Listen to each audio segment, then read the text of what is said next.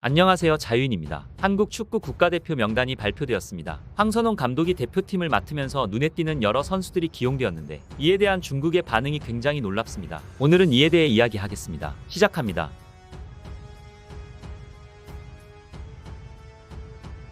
대표팀 명단이 발표되었습니다. 황선홍 감독은 클린스만이 경질된 후 클린스만의 위약금 먹튀 논란까지 있어 기대와 우려 속에서 대표팀을 맡았습니다. 그런데 굉장히 놀라운 선수들이 있습니다. 누군가는 새로 등용되고 누군가는 외면되었는데요. 일단 골키퍼로는 조현우, 송범근, 이창근 선수들이 기용됩니다. 또한 공격수에서는 K리그에서 나이가 많지만 늦은 활약을 하게 된 주민규 선수, 지난 경기들에서 축구 팬들의 비난을 받기도 했던 조규성 선수, 미드필더에는 엄원상, 정호연, 손흥민, 정우영, 이재성, 홍현석, 황인범, 박진섭, 백승호, 그리고 논란의 중심이었던 이강인 선수가 자리를 잡았습니다. 결국 황선홍 감독은 이강인을 품고 가기로 한 것입니다. 황선홍 감독은 명단 발표 후 기자회견에서 손흥민과 이강인 모두와 소통했다. 이강인에게 대표팀 구성원에게 직접 사과하길 원한다는 의사를 확인했고, 손흥민은 이강인을 안고 화합해야 한다는 주장을 해서 선발하게 되었다. 그러면서 대표팀 내 갈등이 두 선수만의 문제는 아니라고 생각한다. 모두가 책임감을 가져야 할 시점이다. 태국과의 2연전을 통해 다시 하나가 된 모습을 보여드리고 싶다. 라고 밝혔습니다. 국내에서도 뜨거운 이슈였지만 해외에서도 화제가 되었던 사례입니다. 중국의 한 매체는 3월 8일 일자로 황선홍은 이강인을 망설이고 있다는 기사를 보도했었는데, 그에 대한 반응으로는 난데없이 한국 축구는 세계 최강이다 라는 댓글도 있었고,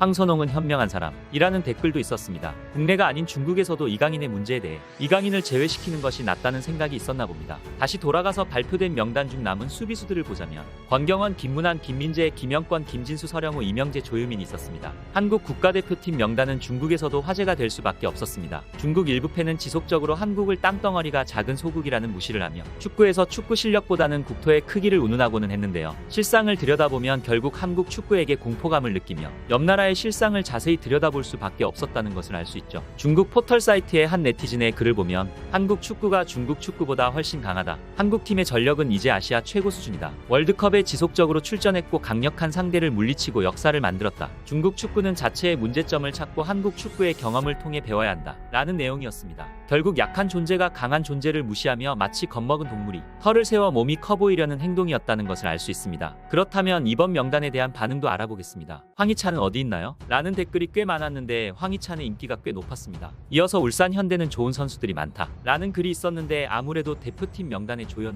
엄원상, 주민규, 서령우, 김영권 등의 많은 선수들이 울산에 속한 것을 보고 말한 것입니다. 이외에도 한국 축구에 대한 반응은 한국은 아시아 축구에서 본보기가 된다. 한국 선수들에게 좋아요를 누른다. 한국 대표팀은 신인과 베테랑이 모두 있고 큰 드라마를 보는 듯해 팬들의 기대는 이루어 말할 수 없다. 이런 선택도 필요하다. 젊은 선수는 실수를 많이 하지 않았다. 한국에서 손흥민을 빼면 그가 가장 유명한 것 같다. 라는 댓글도 있었는데 이강인에 대한 내용으로 보였습니다. 이강인 선수가 이렇게 실수를 저지른 것은 처음이니 한번 품고 넘어가는 것도 좋을 것 같다는 글이었습니다. 이어서 한국은 아시아 최강의 팀으로 간주됩니까? 라는 질문의 답글은 걱정 마세요. 북미 월드컵에 반드시 출전할 것이고 긴장감은 없을 것입니다. 라고 달았습니다. 우리나라는 월드컵에 계속 출전하는데 중국은 그렇지 못하고 있죠. 인구가 14억이 넘는데 왜 11명을 못 뽑느냐는 중국 내의 자조적인 비판과 실망은 지속적으로 들려왔습니다. 그럼에도 한국은 축구로는 무시할 수 없으며 우리나 걱정하자는 반응이 있었습니다. 오는 21일과 26일 태국과의 연속 경기를 치르는 대표팀은 바뀐 멤버로 어떤 결과를 가져올지 기대가 됩니다. 오늘 영상은 여기까지입니다. 영상을 잘 봐주셨나요? 그렇다면 구독과 좋아요라는 작은 팁을 주시면 감사하겠습니다. 알림 설정을 해두시면 제 영상을 보다 빨리 만나보실 수 있습니다. 감사합니다.